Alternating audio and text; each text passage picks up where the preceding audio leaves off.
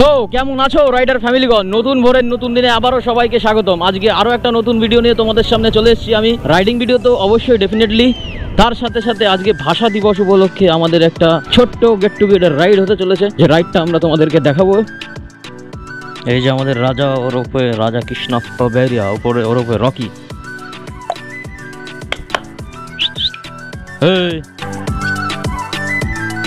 50 টাকা দাও।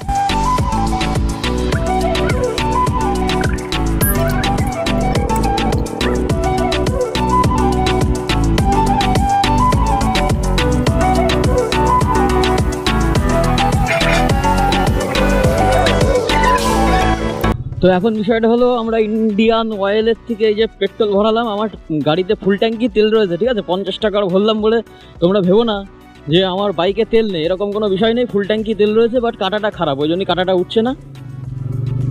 তো আমরা সামনের দিকে যাব। যাই হোক, চলো যাওয়া যাক, সামনে দেখছি কি কি আছে, ঠিক আছে। আর আজকে একটা বিশেষ কারণে যাচ্ছি, সেই কারণটাও তোমাদেরকে জানাচ্ছি সামনে গিয়ে। তো রীতিমতো বিষয়টা হলো, এই যে দেখতে পাচ্ছ আমার হাতে কিন্তু কোনো রাইডিং গিয়ার আমরা কিচ্ছু পরে নেই, ঠিক আছে। নর্মালি যাচ্ছি, বাট একটা ইন্টারন্যাশনাল ট্রিপ করতে যাচ্ছি আজকে। যদি বিলিভ না হয় আমি তোমাদেরকে দেখাচ্ছি, শেষ পর্যন্ত দেখবে, একদম এনজয়েবল হবে পুরো বিষয়টা, একদম না দেখলে পরে বুঝবে না।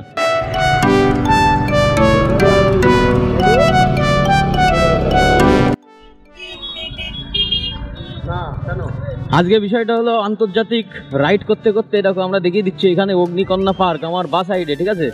তোমরা যদি কেউ যাও, কাপল ফ্রেন্ডলি পার্ক, যেতে পারো, পরিবার নিয়েও যেতে পারো। ভিতরে অনেক রেস্টুরেন্ট, ক্যাফে ট্যাফে সব আছে, হেবি সুন্দর পার্ক। কিন্তু আমি কোনোদিন যাইনি, হ্যাঁ, তোমরা যেতে পারো, তোমাদের জন্য ওয়েলকাম রইল।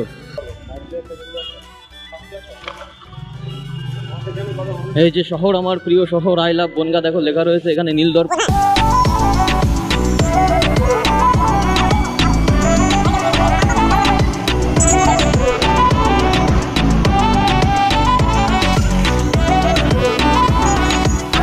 আমরা এখন ব্রিজের উপরে, এটার নাম রাই ব্রিজ।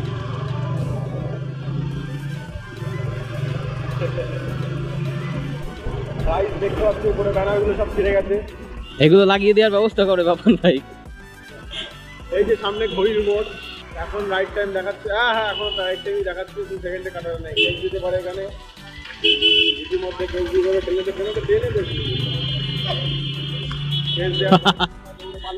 এই ডান দিকে 76 কিলোমিটার কলকাতা এয়ারপোর্ট, হাবড়া 31, আর পেট্রাপোল এখান থেকে কত দেখালো 6 কিলোমিটার। তো আমরা এখন পেট্রাপোলের দিকে যাচ্ছি।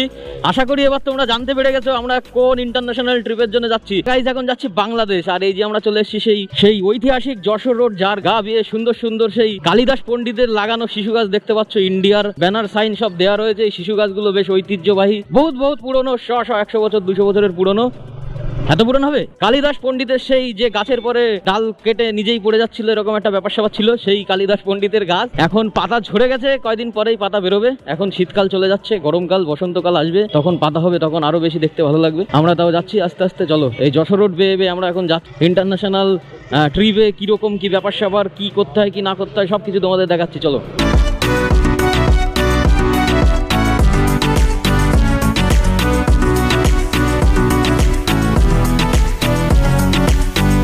তো এইবার তোমাদেরকে বলে দিই, দেখতে পাচ্ছ আন্তর্জাতিক ভাষা দিবস পালন। আমরা যাচ্ছি হচ্ছে বাংলাদেশ ইন্টারন্যাশনাল বর্ডার সংলগ্ন এলাকা, যেখানে আমাদের ইন্ডিয়ান পেট্রাপোল সীমান্ত, আমাদের বর্ডার ইন্টারন্যাশনাল টেরিটরির ঠিক পাশেই আমরা যাচ্ছি। আর একদম রাইট নাও বর্ডারেই যাচ্ছি। আর আমরা যশোর রোড দিয়ে গিয়ে চলেছি। একটা আউটস্ট্যান্ডিং সিনিক বিউটি অফ, দেখতে পাচ্ছ এই যশোর রোডের একটা নিজস্বতা আছে, যে গাছগুলো একটা অসাধারণ সৌন্দর্যতা আছে। এর মাঝখান দিয়ে যাওয়ার একটা মজাই আলাদা। যদি উপর থেকে ভেঙে পড়ে, তার মানে আরো মজা আলাদা। বুঝতে পারছো ব্যাপারটা আমি কি বলতে চাইছি? এইরকম রাস্তা দিয়ে আমরা যাচ্ছি। এটা হচ্ছে ভাষা দিবস, যেটা ক্যারিকুলাম অ্যাক্টিভিটিস বর্ডারে হতে চলেছে, সেই জিনিসটা, সেই ক্যারিকুলাম প্যারেড আমরা দেখতে যাচ্ছি বর্ডারে। তো সেইখানে যাওয়ার পরে তোমাদেরকে দেখাচ্ছি সেইখানে বর্ডারে কিরকম কি বিএসএফ কিংবা বিজেডিরা যে প্যারেড ক্যারিকুলাম করছে, সেই জিনিসগুলো তোমাদেরকে দেখানোর জন্য আজকের এই ভিডিও।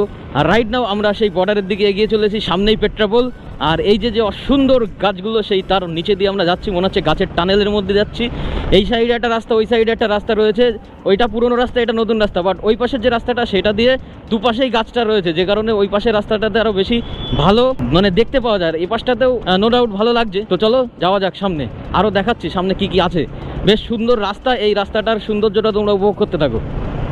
এই যে একটা পুলিশ গাড়ি দাঁড়িয়ে রয়েছে দেখতে পাচ্ছ, জানি না কেস ফেস দেবে কিনা। আমরা এখন আপাতত যাচ্ছি, আর রাইট না 1 কিলোমিটার এই যে ভাষা দিবসের যে সাইন দেখতে পাচ্ছ, মানে স্মারক ওখানে বানানো রয়েছে। এই যে নদীটা লাস্ট নদী, এটা খুব সম্ভবত একটা নদী, যেটা আমি নাম জানি না। এই নদীটা পার করলে পরে এই বর্ডার পুরো আমরা পেট্রাপোল সীমান্তে চলে আসছি। আর পেট্রাপোল পার করে যে বর্ডারের ওপাশের জায়গা সেটা হচ্ছে Benapole. You are under international activities, মানে টেরিটরির মধ্যে আমরা অলরেডি এন্টার করে ফেলেছি।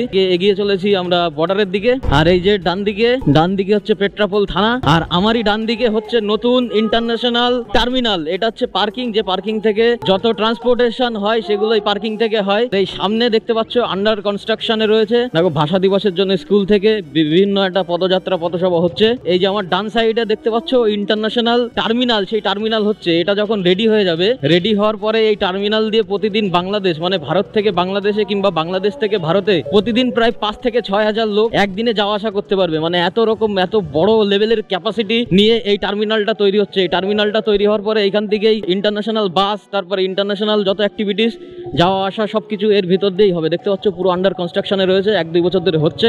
লাস্ট খুব সম্ভবত আর 1-2 বছরের মধ্যে কমপ্লিট হয়ে যাবে। ঠিক আছে। ভাষা দিবসে দেখতে পাচ্ছ চারিদিকে কবি সাহিত্যিকরা খুব সম্ভবত মনে হচ্ছে এসছে, নানা রকম ব্যাপার স্যাপার আজকে হবে। চলো সব দেখাবো তোমাদেরকে। আমরা এখন পুরোপুরি কাছে প্রায় চলে এসেছি, পেট্রাপোল আর বেনাপোল সীমান্তের কাছে। ও যে সামনে দেখতে পাচ্ছ রয়েছে পেট্রাপোল আর বেনাপোল সীমান্ত, আমরা ওখানেও যাব, যেয়ে তোমাদেরকে দেখাবো সামনে কি আছে আর কি হয় আজকে। দেখতে পাচ্ছ ভাষা দিবসের জন্য অনেক লোকজন এখানে মানে এসছে, সবাই অনেকেই প্রায় এসছে। এই যে যারা বাংলাদেশ থেকে এসছে, বাংলাদেশি ভাই বোনেরা সবাই যাচ্ছে ইন্ডিয়ার দিকে। কেউ হয়তো কোনো কারণ ব্যবসার কাজে, কেউ চিকিৎসার কাজে, নানা রকম কাজে যাচ্ছে। সো মোস্ট ওয়েলকাম আমাদের পক্ষ থেকে বাংলাদেশি সব ভাই বোনেদের কিংবা যারা রয়েছে তাদের সবাইকে, ভাই বন্ধু। তো চলো এবার সামনে গিয়ে দেখাচ্ছি কি কি আছে কি না আছে। সো এখন রাইট নাও আমরা পুরো চলে এসেছি, দেখো ইন্টারন্যাশনাল বর্ডারের একদম কাছে। এই গেটটা আজকের দিনে বন্ধ করা রয়েছে। আমরা আগের দিন একবার এসেছিলাম, ওই পাশে গেছিলাম, ওইখানে আমরা দাঁড়িয়েছিলাম, ওটা বাংলাদেশের আন্ডারে। ঠিক আছে। আর এই হচ্ছে পুরো মানে এই গেটটার জাস্ট ওপাশেই বাংলাদেশ। আর ওই সবাই যারা যাত্রীরা আছে তারা যাওয়া আসা করছে।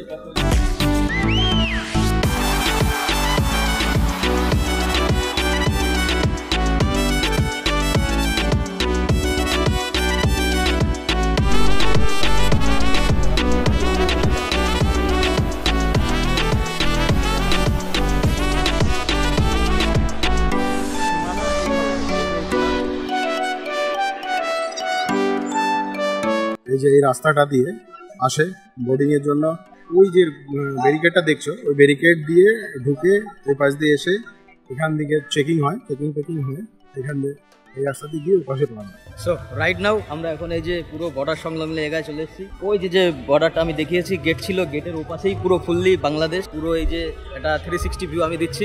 বর্ডারে দেখতে পাচ্ছ আজ ভাষা দিবসের জন্য নানা রকম অ্যাক্টিভিটিস হচ্ছে এখানে। বর্ডার সিকিউরিটি ফোর্স যারা রয়েছে তারা সব তৎপরতায় রয়েছে, তারা তাদের ডিউটি পালন করছে। অনেকের সাথে কথা বললাম, আজকে জাস্ট একটু ভিড় আর রাশ রয়েছে বলে তারা কথা বলতে চাইছে না। বাট আমরা আগের দিন এসেছিলাম তখন ফ্র্যাঙ্কলি অনেকটা আমরা ভিতরে গিয়েছিলাম, বাংলাদেশ মানে বাংলাদেশের ভিতরে না, জাস্ট ওই গেটের একটু ওই ভিতরটাতে আমরা গেছিলাম।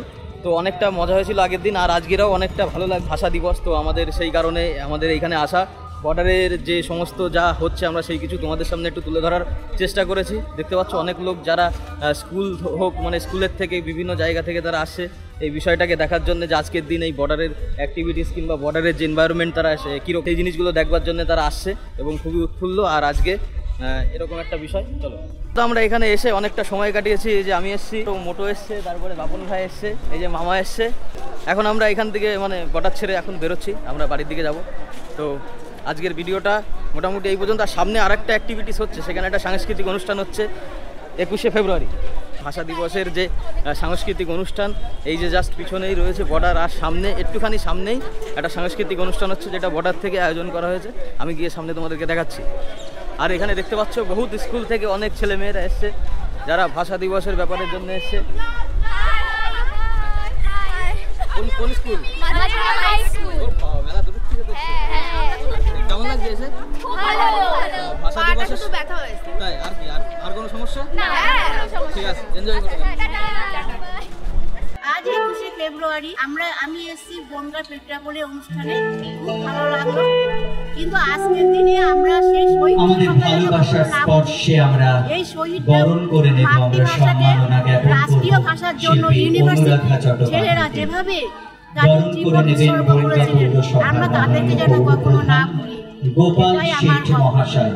আর তারপরে এই সীমান্তবর্তী শহর বনগাঁর শতাধিক শিল্পীর সমন্বয়ে মাতৃভাষার গানে গানে সুরে সুরে আমরা শ্রদ্ধা জ্ঞাপন করব সেই ভাষার জন্য লড়াই করা তরতাজা প্রাণদের উদ্দেশ্যে, যাদের রক্তের বিনিময়ে, যাদের আত্মত্যাগের মধ্য দিয়ে আজ বাংলা ভাষা আমাদের প্রতিবেশী হিসাবে কৃতজ্ঞতা বলবো না, ভালোবাসা জানাই আমার প্রিয় গোপাল দাদাকে, বনগাঁ পৌরসভার পৌরপ্রধানকে। চলুন এরপর এই সীমান্তবর্তী শহর বনগাঁর শতাধিক শিল্পীরও বেশি শিল্পীর সমবেত কণ্ঠে উচ্চারিত হবে মাতৃভাষার গান। পরিচালনায় সঙ্গীত শিল্পী বিশ্বরূপ রুদ্র।